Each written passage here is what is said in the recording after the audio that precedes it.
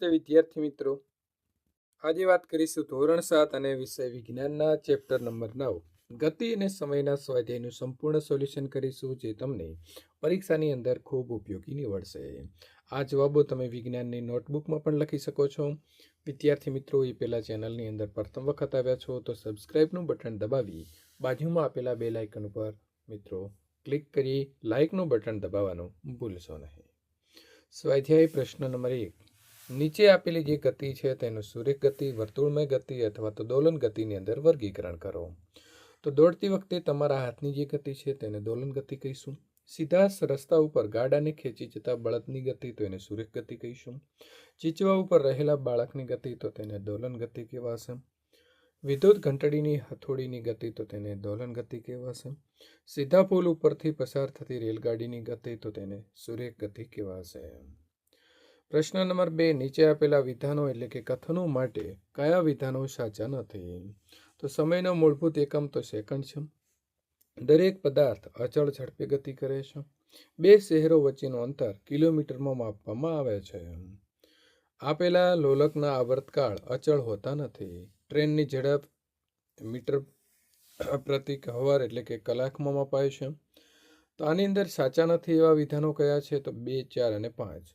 આ 3 વિધાનો જે છે તે ખોટા છે. પ્રશ્ન નંબર 3.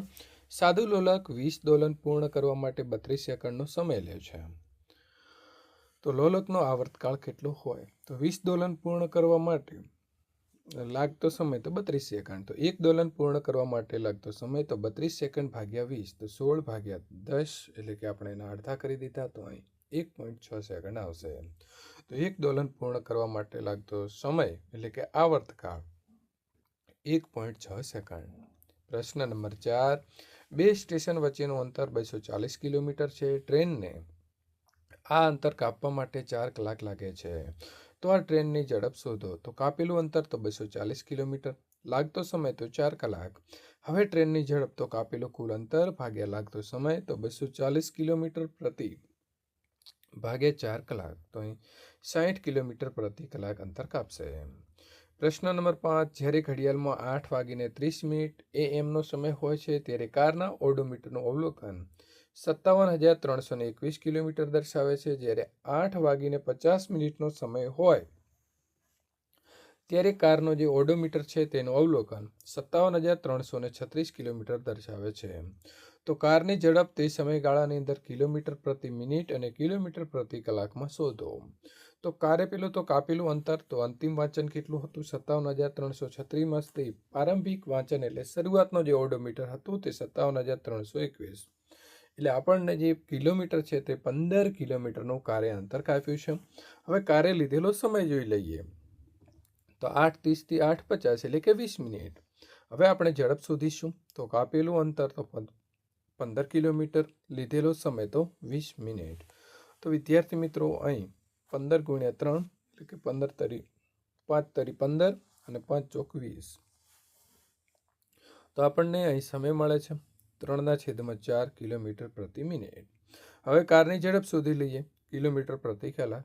તો 15 કિલોમીટર મિત્રો અહીં 20/60 એટલે કે 15 ગુણ્યા 60 ભાગ્યા 20 એટલે કે 45 કિલોમીટર પ્રતિ કલાકની સ્પીડે ગાડી જે છે તે જઈ રહી હતી. પ્રશ્ન નંબર 6 ની વાત કરીશું. તો સલમા સાયકલ ઉપર તેના ઘરથી શાળાએ 15 મિનિટમાં પહોંચે છે. જો સાયકલની ઝડપ 2 મીટર પ્રતિ સેકન્ડ હોય તો તેના ઘરથી શાળા વચ્ચેનું અંતર શોધો. તો લીધેલો સમય 15 મિનિટ તો 15 ગુણ્યા 60 સેકન્ડ એટલે કે 900 સેકન્ડ સમય મળ્યો.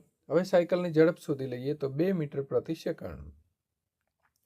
તો ઘરથી શાળાનું અંતર તો સલમાએ કાપેલું અંતર બરાબર ઝડપ ગુણ્યા સમય. તો ઘરથી શાળાનું અંતર તો 2 મીટર પ્રતિ સેકન્ડ ગુણ્યા 900 સેકન્ડ તો 1800 મીટર થશે. તો 1800 ભાગ્યા 1000 એટલે 1 કિલોમીટર અને 800 મીટર જે છે તે થશે એટલે 1.8 કિલોમીટર. પ્રશ્ન નંબર 7. નીચે આપેલા કિસ્સાઓમાં અંતર સમયના આલેખનો આકાર દર્શાવો. તો અચળ ઝડપે ગતિ કરતી કોઈ કાર છે તો એને આવી રીતે આપણે દર્શાવીશું. રોડની બાજુમાં ઊભેલી કાર છે તો વિદ્યાર્થી મિત્રો કાર ઊભી છે તો એને આ પ્રકારે આપણે ગ્રાફ દોરીને બતાવીશું. પ્રશ્ન નંબર 8. નીચે આપેલા સંબંધો પૈકી કયો સંબંધ સાચો છે? તો વિદ્યાર્થી મિત્રો અહીં બી ઝડપ બરાબર અંતર ભાગે સમય, આ જે છે તે સૂત્ર સાચું છે. પ્રશ્ન નંબર 9, ઝડપનો મૂળભૂત એકમ તો આવશે મીટર પ્રતિ સેકન્ડ. પ્રશ્ન નંબર 10, એક કાર 15 મિનિટ સુધી 40 કિલોમીટર પ્રતિ કલાકની ઝડપે અને ત્યારબાદ બીજી 15 મિનિટમાં 60 કિલોમીટર પ્રતિ કલાકની ઝડપે ગતિ કરે છે, તો કારે કાપેલું કુલ અંતર. તો વિદ્યાર્થી મિત્રો આવશે બી જવાબ 25 કિલોમીટર. કારે પ્રથમ 15 મિનિટમાં કાપેલું અંતર તો ઝડપ તો 40 કિલોમીટર છે અને સમય તો 15/60 એટલે કે 10 કિલોમીટર કાપે છે. બીજી 15 મિનિટની અંદર કાપેલું અંતર તો ઝડપ ગુણ્યા સમય તો અહીં 60 કિલોમીટર પ્રતિ કલાકની સ્પીડે છે અને 15/60 કલાક તો અહીં 15 કિલોમીટર આવશે. તો 10 અને 15 25 કિલોમીટર અંતર કાપે છે.